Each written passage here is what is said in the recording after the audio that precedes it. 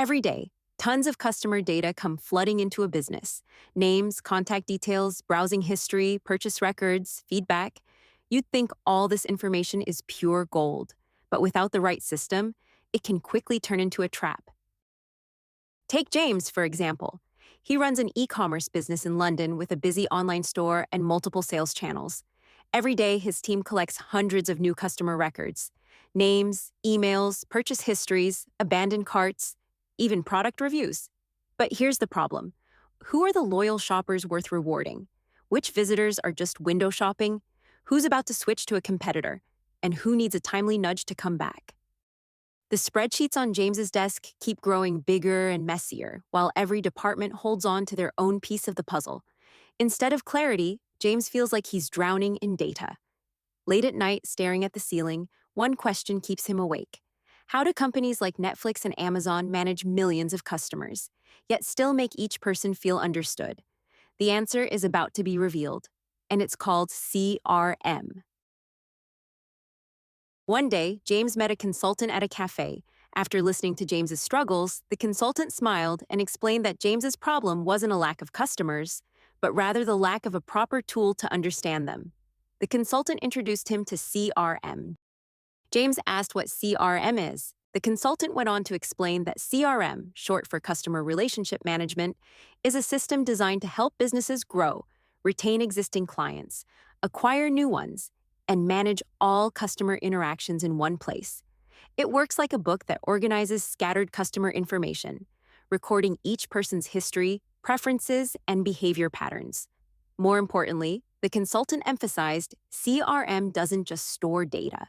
It also provides timely reminders about which customer to approach, when to do it, and what action would be most effective. The consultant took a sip of his coffee and looked at James, speaking in a calm tone. You know, he began, a business can still run without a CRM. Nobody's going to go bankrupt overnight. But the real problem is that it sets you on a vicious cycle. Without a CRM, you end up relying heavily on advertising to attract new customers. As ad costs keep rising, your profit margins shrink. Those new members you worked so hard and spent so much money to bring in.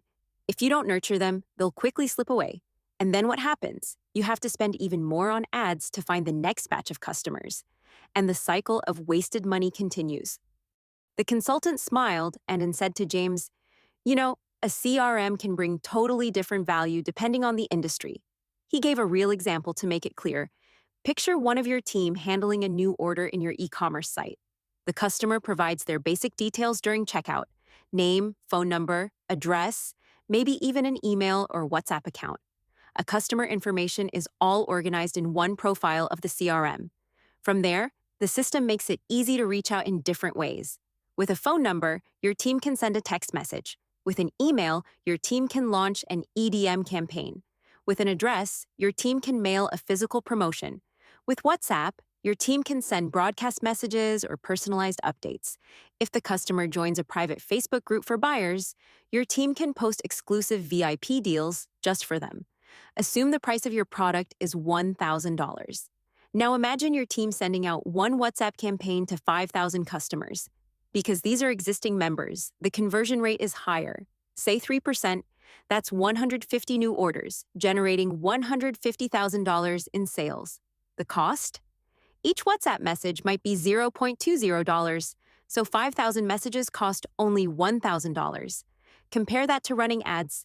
To make $150,000 at an average return on ad spending of 3, you'd have to spend around $50,000.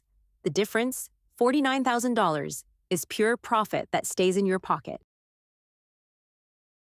The consultant continued, this time painting a picture for James. Once you've chosen your CRM system, the first step is to bring your sales team on board. Every rep should be added into the system as early as possible. Now picture one of your sales reps logging in for the first time. The system walks them through setting up the sales pipeline, mapping out each stage from generating leads to closing deals. They can automate repetitive tasks like sending a follow-up email or scheduling a reminder, so nothing slips through the cracks. Next, the rep imports contacts and deal information from the old system. The CRM matches each column to the right field, ensuring every name, phone number, and email address flows neatly into the new platform. Suddenly, all customer information is in one place, easy to search and update. Inside the CRM, the rep checks the dashboard. The screen shows real-time reports from market analysis and price comparisons to competitor insights. Just as important, it offers a clear picture of how the whole team is performing. Managers can see who is closing deals, who might need extra support, and whether the team is moving in the same direction. With that kind of visibility, the employee works more effectively and the entire team stays aligned. From there, the rep can see how leads are moving through the funnel week by week. It's like having a timeline of the entire relationship.